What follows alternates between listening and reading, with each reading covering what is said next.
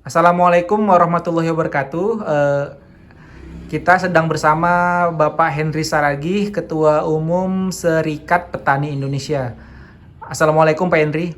Waalaikumsalam warahmatullahi wabarakatuh. Kita sama-sama tahu bahwa Presiden Joko Widodo baru saja mengesahkan Perpres tentang Badan Pangan Nasional.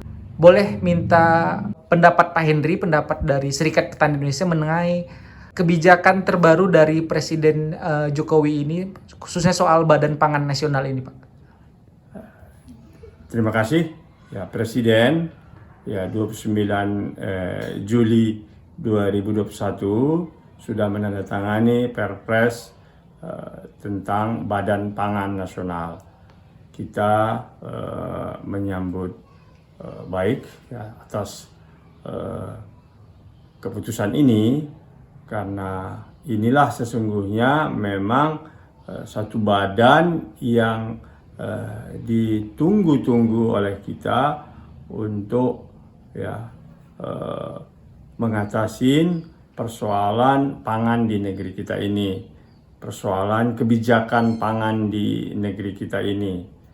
Dengan adanya Perpres ini sebagai perintah dari Undang-Undang Pangan nomor 18 tahun 2012, Undang-Undang Pangan, ya menurut kita ini sudah sangat tepat sekali ya mengatasi soal kebijakan pangan selama ini yang sekarang ini betul-betul berada di bawah ya langsung Presiden melalui Badan Pangan Nasional ini. Jadi pengaturan ya dan juga pengarahan terhadap kebijakan-kebijakan pangan ini semuanya sekarang di bawah Badan Pangan Nasional ini, baik itu dalam rangka pengadaan ya produksi pangan ya maupun distribusinya ya, baik itu untuk kepentingan stabilisasi ekonomi maupun dalam rangka memberikan pangan untuk khusus bagi rakyat kita yang memang perlu mendapat bantuan-bantuan khusus di bidang pangan. Jadi kita berharap ya dengan adanya Perpres ini urusan-urusan ya miskoordinasi, misinformasi ya terjadinya gap ya antara kementerian dan lembaga dalam urusan pangan ini bisa diatasi. Berarti posisi Badan Pangan Nasional ini akan sangat sentral, Pak, ya, ke depannya, Pak, ya? Iya, jadi dia ini sentral dalam mengatur regulasi ya kebijakan soal pangan.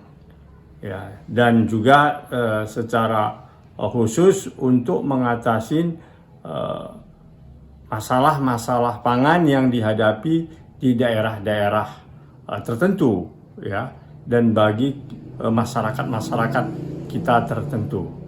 Ya, jadi posisinya menyangkut soal kebijakan ya dan juga soal pendekatan secara khusus kepada masyarakat kita yang memang perlu diatasi persoalan ekonominya dengan persoalan pangan, maupun daerah-daerah tertentu yang memang perlu dirancang untuk bagaimana kawasan itu bisa menjadi kawasan yang berkedaulatan pangan. Sebelumnya kan, Pak, kita sudah punya Bulog dan sudah ada BUMN pangan. Dengan adanya Badan Pangan Nasional ini, apakah akan menggerus atau gimana jadi fungsi Badan Pangan Nasional ini, Pak, terhadap Bulog dan BUMN pangan tadi, Pak? Dengan adanya Badan Pangan ini, menurut kita Bulog bisa berkonsentrasi ya untuk mengurus ya untuk menjalankan tugasnya ya selama ini. Justru selama ini masalahnya adalah tidak jelasnya ya bagi dia siapa yang mengarahkan, memutuskan soal pangan ini. Apakah dia ke Kementerian BUMN, ataukah dia ke Kementerian Perdagangan, ataukah Kementerian Pertanian. Jadi dengan adanya Badan Pangan ini, Bulog dia bisa bekerja terkonsentrasi untuk urusan-urusan yang menyangkut implementasi, tidak lagi soal kebijakan soal pangan itu. Demikian juga BUMN yang bergerak di bidang pangan ataupun BUMN pangan ya, mereka bisa terpusat pada kegiatan berproduksi ataupun perdagangan ya, yang ditugaskan secara khusus ke badan-badan BUMN kita yang selama ini mengurus pangan. Jadi justru terkurangi beban-beban mereka, terutama yang menyangkut soal kebijakan-kebijakan. Ya, demikian juga Kementerian Pertanian.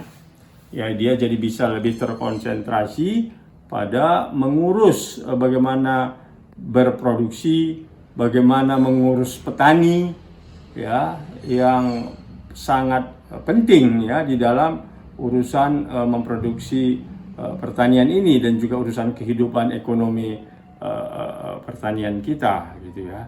Jadi dia tidak lagi banyak dibebanin urusan-urusan soal kebijakan perpanganan. Apa tantangan Badan Pangan Nasional ini, Pak? Kira-kira yang paling besar lah kira-kira dalam praktek-praktek di lapangannya. Karena kan secara teoritis ketika kita melihat isi perpres itu, kalau dari sisi kita Ormas Tani, Serikat Petani Indonesia sudah cukup ideal ya. Secara praktek gimana, Pak? Tantangannya adalah bagaimana Badan Pangan Nasional ini bisa ya mengkonsolidasikan ya, mengarahkan agar kebijakan-kebijakan dari pembangunan pertanian dan kegiatan-kegiatan usaha urusan pangan di tingkat provinsi dan di tingkat daerah. Ini yang tantangannya. Ya, bagaimana agar kebijakan-kebijakan nasional itu terimplementasikan ke level provinsi dan daerah, dan juga tantangannya adalah bagaimana kespesifikan ya persoalan pangan pertanian ya di daerah-daerah ini juga bisa terakomodir menjadi suatu kebijakan nasional ya, mengingat kita adalah negara kepulauan dan negara ya agraris ya. Jadi ini kan menjadi persoalan yang katakanlah utama ya, menjadi kehidupan yang utama. Jadi inilah yang menjadi tantangannya. Serikat Petani Indonesia kan punya salah satu visi dan misi perjuangannya adalah menegakkan kedaulatan pangan, dan ini juga sebenarnya sudah masuk di RPJMN Joko Widodo ya. Apakah dengan adanya Badan Pangan Nasional ini cita-cita kedaulatan pangan di Indonesia akan bisa lebih mudah ya untuk dicapai gitu? Jadi Serikat Petani Indonesia memperjuangkan kehidupan petani ya supaya baik, memperjuangkan reforma agraria, dan memperjuangkan bagaimana agar pangan ini terpenuhi bagi rakyat kita, dan bagaimana agar kedaulatan pangan di negeri kita ini ada. Nah, karenanya kita sejak tahun 2000 ya mendorong kepada pemerintah kita agar kedaulatan pangan di negeri kita ini ditegakkan, mendorong hak asasi petani. Nah, dan salah satu usulan kita adalah bagaimana agar undang-undang pangan itu dibuat undang-undang pangan yang baru, merubah undang-undang pangan yang dibuat tahun 1996. Jadi kita adalah organisasi tani yang mengusulkan ya undang-undang pangan 2012 yang dilahirkan itu, yang isinya soal kedaulatan pangan, dan termasuk di dalamnya adalah soal pentingnya Badan Pangan Nasional ini. Karena menurut kita dengan adanya Badan Pangan Nasional inilah ya regulasi kebijakan-kebijakan ya pangan di negeri kita ini bisa diarahkan untuk memenuhi kedaulatan pangan di negeri kita ini. Dan serikat petani ya seperti Serikat Petani Indonesia dan katakanlah juga masyarakat yang bekerja di pedesaan memang harus mendukung ini ya, karena ini akan semakin memperjelas dari bagaimana kita mengatasi masalah pangan, masalah krisis pangan di negeri kita ini, dan sekaligus mengatasi masalah ya pertanian di negeri kita ini. Berdasarkan Perpres tersebut kan posisi Badan Pangan Nasional akan sangat sentral, dan kira-kira berarti ini kan yang sangat sentral juga adalah pucuk pimpinannya. Jadi menurut Serikat Petani Indonesia apa kira-kira kriteria yang paling pas untuk menduduki ketua atau kepala dari Badan Pangan Nasional ini, Pak? Tentunya yang bisa melakukan ini adalah orang-orang yang memang paham soal kebijakan-kebijakan soal pertanian, ya, kebijakan-kebijakan soal pangan di negeri kita ini, baik itu yang di level internasional, ya, nasional maupun di level tingkat kabupaten, dan orang yang bisa ya bekerja sama tentunya ya dengan berbagai kementerian tersebut ya untuk menjalankan ini, dan tentunya ya bisa berkomunikasi secara rutin dengan presiden ya dalam hal membicarakan urusan-urusan pangan ini, dan tentunya orang yang paham tentang ya visi misi presiden ya dalam urusan pangan ini yang menjadi suatu target yang harus dicapai ya di mana presiden sudah memasuki 2 periode ini, dan tentunya ini hak prerogatif presiden ya yang menentukannya, tetapi memang haruslah memang orang-orang yang memang memahami soal bagaimana visi pangan di negeri kita inilah yang bisa menjalankan ini. Apalagi sekarang masih pandemi, Pak ya. Jadi sangat sentral juga fungsi Badan Pangan ini, semakin sentral ya, makin banyak orang kelaparan, kemiskinan ya, Pak ya. Iya, jadi pangan ini bukan saja pada masa pandemi sekarang yang menjadi strategis ya, tapi juga kalau saya katakan memang sepanjang masa ya, krisis ekonomi ya seperti tahun kita 98 ya, juga krisis pangan 2008 lalu ya, ini krisis kesehatan adanya pandemi ini itu, dan karenanya orang yang ngurusin kebijakan pangan ini harus punya visi yang panjang gitu, yang bisa menurunkannya pada level kebijakan. Oke. Ada harapan lagi atau kita tutup aja, Pak, kepada khususnya pemerintahan Jokowi dalam hal urusan pangan dan yang berkaitan dengan petani dan masyarakat perdesaan ini?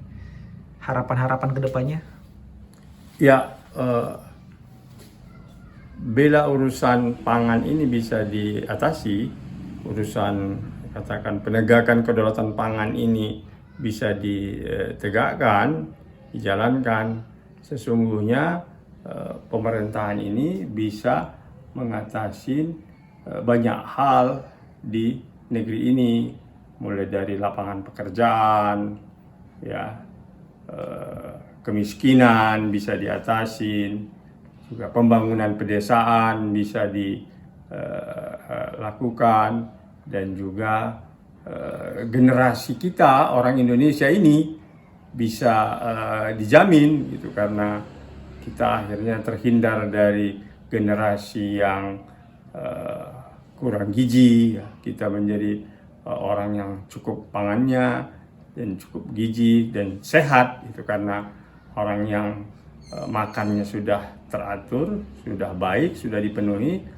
secara tidak langsung akan bisa menjaga kesehatannya, dan orang yang sehatlah yang akan menjadi pintar.